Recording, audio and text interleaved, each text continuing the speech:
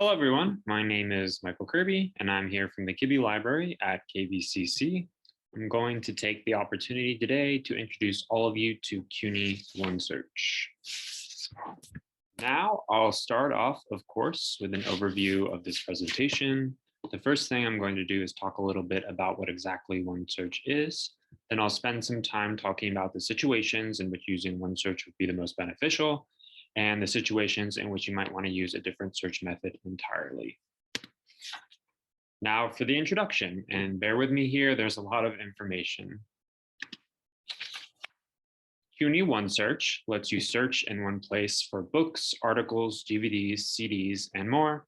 Some of you might remember, I definitely do, that at an earlier time, you actually had to access each database individually before you could search for a journal, article, DVD, etc.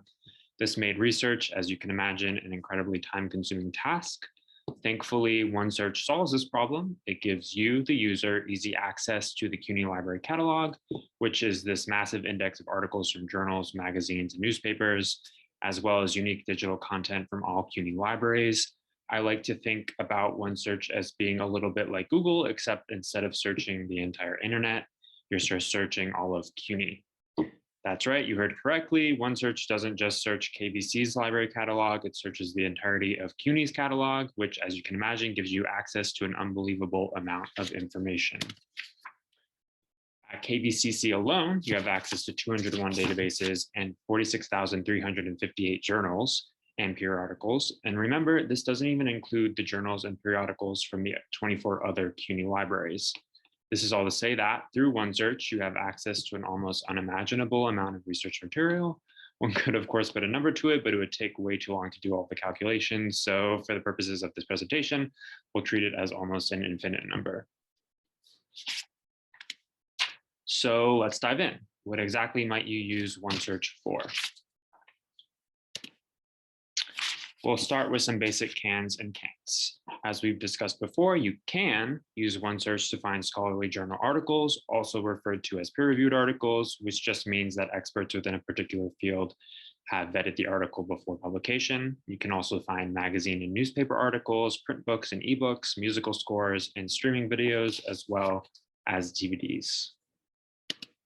What you can find in OneSearch is books, articles, journals, etc., that exist outside of CUNY, as well as data and statistic reports, company industry reports, and market research reports.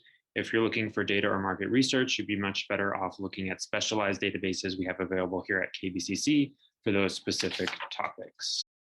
Now here, I've included some scenarios in which it would be ideal to use OneSearch. The first situation is when you're not entirely sure what you want your topic to be, or conversely, you have one very specific title in mind.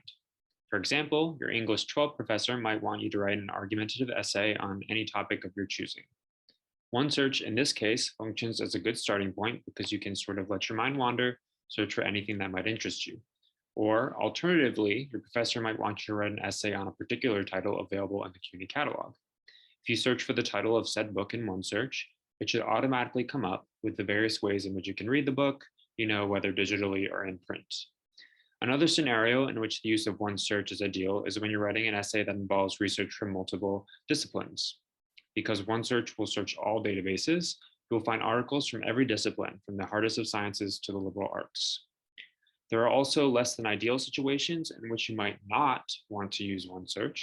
The first is when you've been assigned a very specific topic by your professor. For example, you're in an intro to astronomy class and have been tasked with writing a research paper on the orbit of the moon. You would be better served in this case to search for articles in a database tailored to astronomy.